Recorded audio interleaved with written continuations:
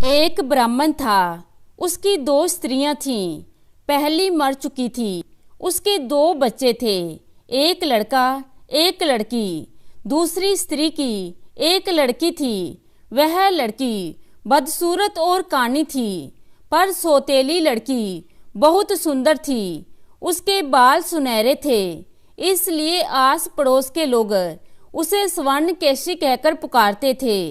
उसकी माँ मर चुकी थी, इसलिए सौतेली माँ का व्यवहार उन दोनों भाई बहनों के प्रति बहुत बुरा था। स्वर्णकेशी के भाई को तो उसने मार मार कर भगा दिया था। स्वर्णकेशी को भी वह चैन से नहीं रहने देती थी।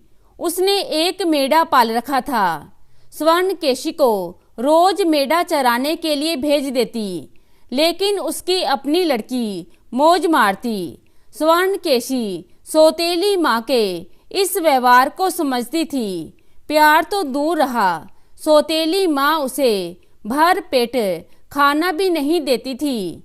कभी स्वर्णकेशी सोचती, मेरी माँ जिंदा होती तो, और उसकी आंखों में आंसू आ जाते। एक दिन वह यूं ही रो रही थी कि मेंढे ने उसे देख लिया। उसने पूछा, तू रोती क्यों है बहन? अपने दुर्भाग्य पर वह और भी रोने लगी। मेरी सौतेली माँ मुझे प्यार नहीं करती, अपनी बेटी को खाना देती है, मुझे नहीं देती। कोई बात नहीं, मेंढा बोला, जैसे कि पहले से ही वह बात समझता हो। मेरा कहा मानो, उस पेड़ की जड़ को खोदो, नीचे एक डंडा मिलेगा, उस डंडे से मेरे सींग पर चोट करो। स्वर्णकेशी की समझ में नहीं आया, पर मेंढे ने बाध्य किया। आखिर उसने पेड़ के नीचे खोदना शुरू किया। डंडा मिला। एक चोट मेंढे के सींग पर मारी तो फल, मेवे, मिठाइयाँ आदि कई खाने की चीजें निकली। स्वर्णकेशी ने खूब छककर खाया। बस तब से वह रोज ऐसा ही करती और खूब खुश रहने लगी। फिर तो वह कुछ कुछ तंदुरुस्त भी होने लगी, रूप भी निखरने लगा। एक दिन उसकी सौतेली माँ ने सोचा, बात क्या है, मैं इसे खाने को भी नहीं देती, इससे इतना काम भी लेती हूँ, फिर भी यह इतनी मोटी होती जा रही है। फिर उसने अपनी लड़की को बुलाया और बोली, तुझे क्या हो रहा है? कितना खिलाती हूँ, फिर भी तू मरने को होती जा रही है। स्वर्णकेशी को तो देख। और दूसरे दिन से उसने अपनी बेटी को भी उसके साथ लगा दिया और समझा दिया कि मालूम करना कि वह क्या खाती है और क्या करती है। स्वर्णकेशी सब समझती थी। सौतेली बहन हर वक्त साथ रहती थी, इसलिए मेंढे के पास जाने की उसे हिम्मत ना पड़ती थी। शिकायत का डर जो था। फिर 3-4 दिन ऐसे ही बीत गए। आखिर जब एक दिन भूख ने उसे बहुत सताया, तो स्वर्णकेशी ने सौतेली बहन को टालने की बहुत कोशिश की और एक बार किसी बहाने उसे दूर भेज ही दिया। वह चली तो गई, पर थी बहुत होशियार। आंखें उसकी पीछे ही लगी रहीं। उसने स्वर्णकेशी को मेंढे के सींग पर डंडा मारते और मिठाई खाते देख लिया। लौटते ही बोली, केशी दीदी, तू क्या खा रही है? मुझे भी दे ना। केशी ने थोड़ी मिठाई उसे भी दे दी। संध्या को दोनों बहनें घर लौटी। माँ ने हमेशा की तरह अपनी बेटी से पूछा, कुछ मालूम हुआ? हाँ माँ, बेटी तो पहले से ही कहने को तैयार थी। बोली, केशी मिठाई खाती है, और उसने सारी बात बता दी कि किस प्रकार मेंढे के सींग पर डंडा मारकर वह मिठाइयाँ खाती है। सौतेली माँ मेंढे पर बिगड़ी, उसे जिंदा नहीं छोड़ूंगी। उसकी बेटी इस पर बहुत खुश हुई। स्वर्णकेशी तभी से उदास रहने लगी। वह मेंढे को सदा की भांति चराने तो ले गई, पर दिन भर पेड़ के नीचे बैठी रोती रही। उस दिन उसने मिठाई नहीं खाई। मेंढे ने उससे पूछा, तू उदास क्यों है बहन? स्वर्णकेशी बोली, भैया मैं अभागिन हूँ। सौतेली माँ को सब कुछ मालूम हो गया है, वह तुम्हें मार डालना चाहती है। मेंढे ने कहा, मारने दो केशी, तेरे लिए मैं तब भी नहीं मरूंगा। ये सब मेरा मांस खाएंगे पर तू ना खाना। तू मेरी हड्डियों को उठाकर एक जगह पर गाड़ देना। जब किसी चीज की जरूरत हो उसे खोदना, तेरी मन चाही चीज तुझे मिल जाएगी। मेंढा मारा गया। स्वर्णकेशी ने वैसा ही किया। अब उसकी जिंदगी और भी बुरी हो गई। पहले तो वह मेंढे के साथ वन में जाकर मन बहला लेती थी। अब उसे घर में ही काम करने पड़ते थे। खाने पीने का भी वही हाल था। रो रो कर अब उसके दिन बीतते थे। उसका कोई अपना ना था।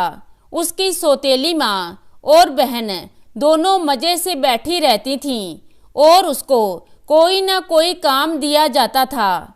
एक दिन की बात है, पास ही शहर में मेला लगा। दोनों माँ बेटी सज कर मेले में चल दी, किंतु केशी के लिए खूब सारे चावलों में कंकड़ मिलाकर साफ करने को छोड़ गईं। मेले में जाने की केशी की भी इच्छा थी, पर उसके बस की बात नहीं थी। वह चावल साफ करती और रोती रहती। इतने में गोरैया उड़ती हुई उधर आई। उन्होंने उसे रोते देखकर पूछा, बहन रोती क्यों है? केशी ने उत्तर दिया, आज इतना बड़ा मेला लगा है। मेरी सौतेली माँ और बहन दोनों मेले में चली गई हैं, पर मुझे इतने सारे चावल साफ करने का काम दे रखा है। चिड़िया ने कहा, तू फिक्र ना कर, तेरे बदले का काम हम कर देंगी। चिड़ियों का झुंड कंकड़ अलग करने लगा। स्वर्णकेशी मेले में जाने को तैयार हुई, पर उसके पास अच्छे कपड़े ना थे। तभी उसे मेंढे का कहा याद आया। वह दौड़ती हुई गड्ढे के पास गई। खोदा तो उसमें से सुंदर सुंदर कपड़े, गहने, सोने के जूते और एक घोड़ा निकला। केशी ने जी भरकर श्रृंगार किया और घोड़े पर बैठकर मेले में चल दी। वहां का राजकुमार भी उसी मेले में आया हुआ था। उसने स्वर्णकेशी को देखा तो देखता ही रह गया। उसकी कमल की पंखुड़ियों सी आंखें, गुलाब से गाल और सुनहरे बाल राजकुमार के हृदय पर छा गए। उसने अपने सिपाहियों को बुलाया और हुक्म दिया, मालूम करो यह लड़की कौन है, हम इससे ब्याह करेंगे। सिपाही दौड़े। केशी घबराई, सोचा कहीं इन्हें सौतेली माँ ने तो नहीं भेजा। उसने घोड़ा घर की ओर दौड़ाया, पर इसी बीच उसके सोने का एक जूता उसके पैर से छूट गया। सिपाही उसे तो नहीं पा सके, पर उसका एक जूता उठाकर वापस चले आए। राजकुमार ने उन्हें बहुत डांटा और फिर हुक्म दिया, जाओ सारे नगर में घूमो, जिसके पैर में यह जूता ठीक आए उसी के साथ मेरी शादी होगी। सिपाही जूता लेकर चल पड़े। वे घर घर में जाते और जूता हर लड़की के पैर में पहनाते, पर वह किसी के पैर में ठीक ही नहीं आता।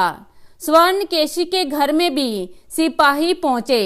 सौतेली माँ ने अपनी बेटी के पैरों में जूता पहनाया, पर वह उसके पैरों में ही नहीं आया। केशी को जानबूझकर जूता नहीं पहनाया, पर सिपाहियों ने उसे देख लिया। उन्होंने कहा, इसे भी पहनाओ। सौतेली माँ ने कहा, इसके पैर में नहीं आएगा और रानी होने की इसकी लियाकत कहाँ, यह तो हमारी नौकरानी है। पर सिपाही नहीं माने। डरते डरते स्वर्णकेशी ने जूता पहना और वह उसके पैरों में ठीक आ गया। सिपाही बहुत खुश हुए। किसी के पैर में तो जूता ठीक आया, चलो जान बची। स्वर्णकेशी का विवाह राजकुमार से हो गया। सौतेली माँ कुढ़कर रह गई, फिर भी उसे चैन ना मिला।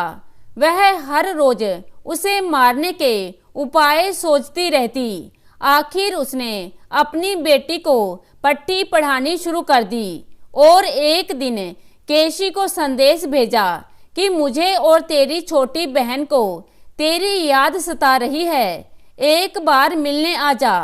स्नेहवश केशी मायके आई। अब की बार सौतेली माँ उससे विशेष प्रेम दिखाने लगी। उसकी बेटी भी हमेशा केशी के पीछे पीछे लगी रहती, उसकी बड़ाई करती और उसे फुसलाती। एक दिन वे साथ साथ घूमने निकली। रास्ते में एक ताल था, दोनों वहां बैठ गईं। फिर बातों ही बातों में सौतेली माँ की लड़की ने कहा, केशी दीदी तू कितनी सुंदर है, जरा पानी में अपनी परछाई तो देख, तू कैसी लग रही है, जैसे आकाश में चंदा। केशी मुस्कुराई, मालूम हुआ जैसे फूल झड़े हों। सौतेली माँ की लड़की बोली, ये कपड़े ये गहने तुझ पर कैसे सुहाते हैं, जरा मुझे दे दीदी, तू मेरे कपड़े पहन ले और मैं तेरे, देखूं मैं कैसी लगती हूँ। इसे विनोद मात्र समझकर केशी ने अपने कपड़े उसे पहना दिए, उसके कपड़े खुद पहन लिए। सौतेली बहन फिर भी सुंदर नहीं लग रही थी। केशी के लिए सौंदर्य की क्या कमी थी। उसने कहा, केशी दीदी तू मेरे कपड़ों में भी कितनी सुंदर लग रही है, जरा देख तो पानी में अपनी सूरत। स्वर्णकेशी पानी में परछाई देखने के लिए जैसे ही झुकी, पीछे से सौतेली माँ की बेटी ने उसे धक्का देकर डुबो दिया और खुद राजमहल में चली आई, जैसे वो ही स्वर्णकेशी हो। वह वहां घूंघट निकालकर बैठ गई। राजकुमार ने देखा तो ताज्जुब में पड़ गया। बोला, तू बोलती क्यों नहीं केशी, रूठी सी क्यों बैठी है। पर कुछ उत्तर ना मिला, केवल वह कुछ क्षणों तक सकपकाती रही। राजकुमार को संदेह हुआ तो उसने घूंघट खींचा, एक दूसरी ही शक्ल दिखाई दी। कुछ देर तक वह भ्रम में पड़ा रहा। उसने पूछा, तू काली कैसे हो गई केशी। उत्तर मिला, धूप सेकने से। फिर राजकुमार ने उसकी कानी आंख देखी तो पूछा, और आंख में क्या हुआ। कौए ने चोंच मार दी। राजकुमार सारी बात भांप गया। उसने उसे खूब पीटा और पूछा, बता स्वर्णकेशी कहाँ है। आखिर उसने सारा भेद बता दिया। राजकुमार ने स्वर्णकेशी की खोज में जगह जगह सिपाही भेजे। उन्होंने उसे ताल के किनारे बेहोश पड़ा पाया। सिपाही उसे उठाकर राजमहल में ले आए। दवा दारू हुई और केशी ठीक हो गई। राजकुमार ने राजधानी में खूब खुशियां मनाई। इसी बीच स्वर्णकेशी का भाई ताल के पास पानी पीने आया। उसने पानी में हाथ डाला तो हाथ में सोने के बाल आए। उसने बाल देखे और वर्षों की याद ताजा हो उठी। ये बाल तो मेरी बहन के जैसे हैं। उसने सोचा, ये यहाँ कहाँ से आए, कहीं वह मर तो नहीं गई।